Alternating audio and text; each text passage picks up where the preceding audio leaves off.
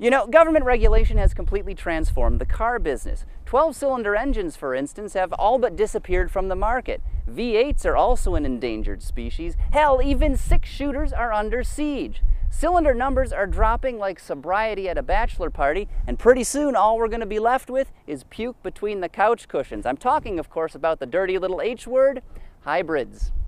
So, to appeal to the pencil pushers in Washington, engineers at Mercedes-Benz have actually fitted a 4-pot gasoline engine under the hood of their popular C-Class model. Now, if you're a European customer, this is nothing new to you. You've had a wide range of engine options to choose from for many years. But North American customers finally have the option of choosing a turbo 4-cylinder engine in the C-Class. Allow me to introduce you to the C250 sedan.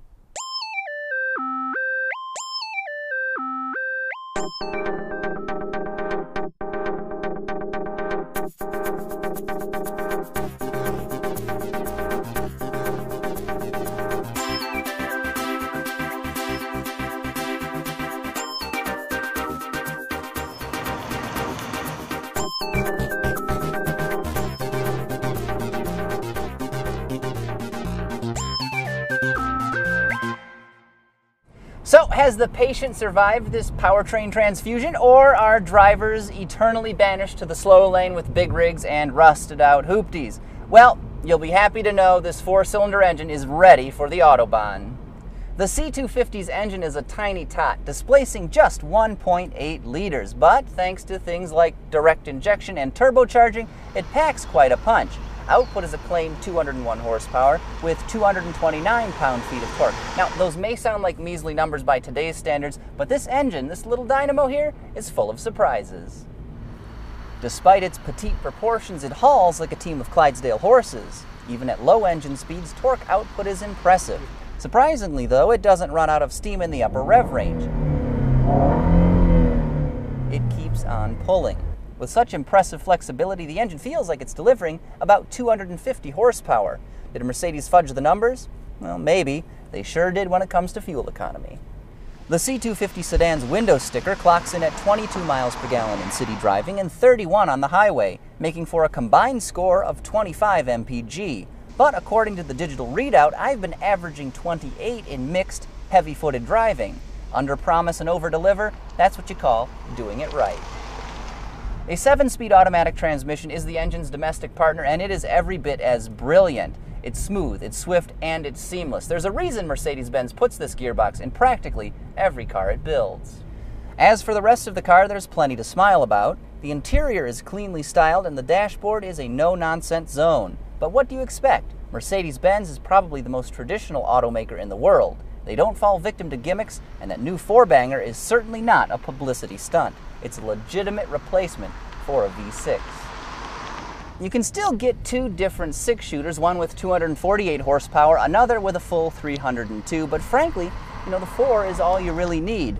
Although, if you want more power, there's always an AMG model that puts out up to 481 horsepower, and I think that's the one I would really want to get.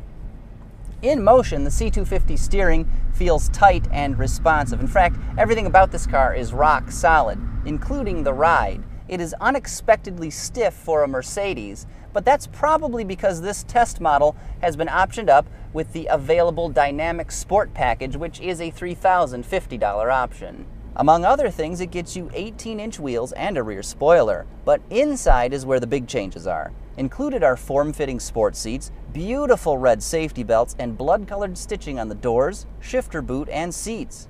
This dash of red really livens up an otherwise stoic interior. Another word about the front chairs up here.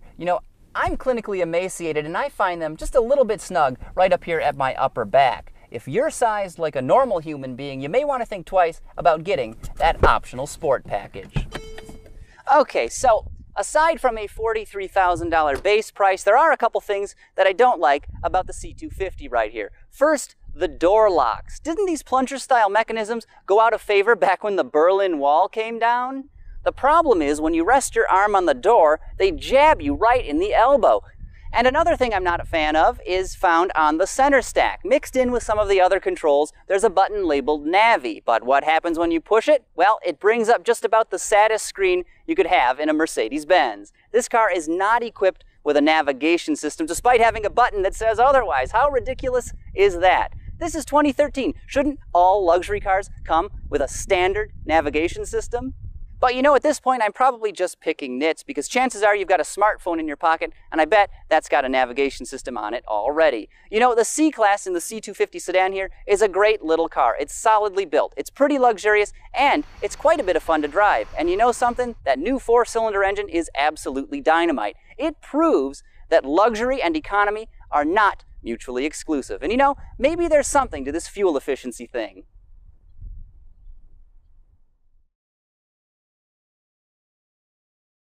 For more on this review and others like it, visit autoguide.com.